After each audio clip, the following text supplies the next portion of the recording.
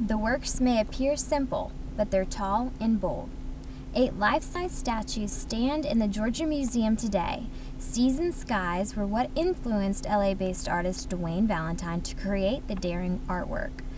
When I turned the corner and saw this piece was just, whoa, like, overwhelmed with the, size and magnificence of this piece. At the time of the 60s and 70s, no one else was doing 3D works of this size out of polyester resin.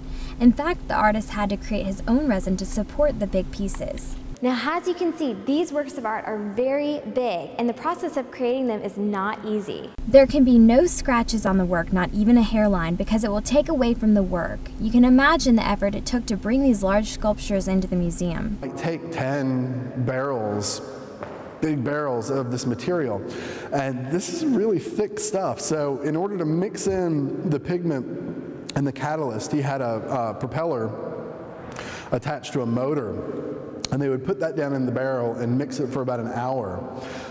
Then in order to get the stuff out, they had to pump air into the back of the barrel and force it out. Well, it takes about an hour to force the material out of the barrel. So while they're forcing the material out, the assistants are mixing the next barrel. The exhibition will be on display until January 27th.